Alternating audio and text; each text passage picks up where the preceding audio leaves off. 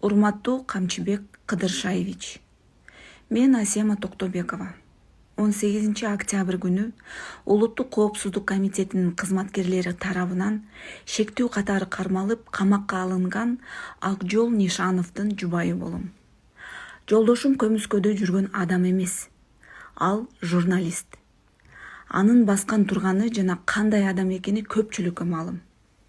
Акжол ошол күнү блогерлер чыгарган видеонун негизинде эле териштирүүсү жана фактысы жок бир гана ооз блогердин видеосундагы өмүрү таанышып көрүшпөгөн адамдардын көрсөтмөсү менен кармалып кетиптир. Ал эч качан сиздин атыңызды сатып акча жасоочу адам эмес болчу.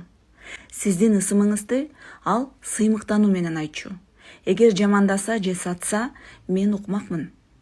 Акжолго коюлуп жаткан негизги жалаа Ташиевдин атын сатып акча алышкан деген берене болууда. Бул ишти кыскача айта кетсем, арыз жазган адамдар мындан 2 жылдай убакыт мурун Ички иштер министрлигине 9 миллион сом алдамчыларга алдатып жибергендиги боюнча арыз түшүп, иш каралбай токтоп, жылбай калат. Муну түшүнгөн акчаны өндүрө албаган тарап дароо УКМКга арыз жазышат дагы, менин жолдошумдун аты жөнүн кошуп жазышат. Алардын айтымында Акжол ошол акчаларды алып жатканда кафеде отурган экен. Кафеде кимдер гана тамактанууга кирбейт. Камакка алынган соң, тергөөдө Акжол менен кошо камакка алынган аял бардык күнөөнү мойнуна алып, эч кандай Акжолдун алардын арасында жок экенин айтыптыр.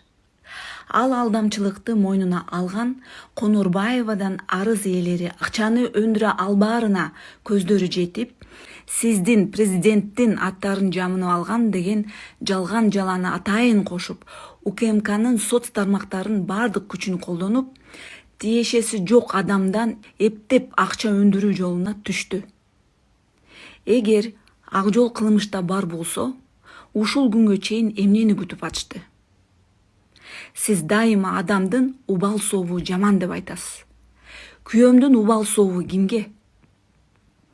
Анын азыр жумуштан чыгып калуу, чет өлкөгө чыга албоо, коомчулуктун алдында бетине көө жабылып, ак жеринен күйүп отургандыгы азабынын убал сообу кимге?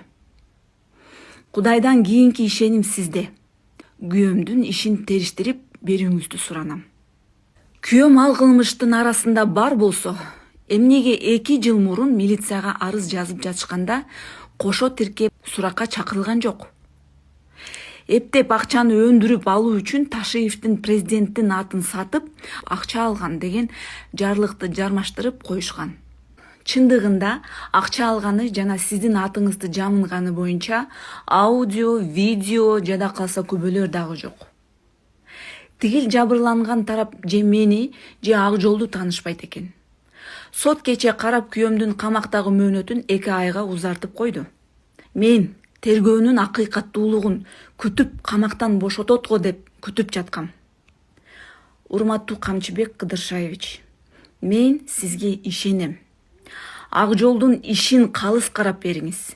Эгер ошол акчага тиешеси бар болсо, мен дагы жазадан качуусун каалабайм.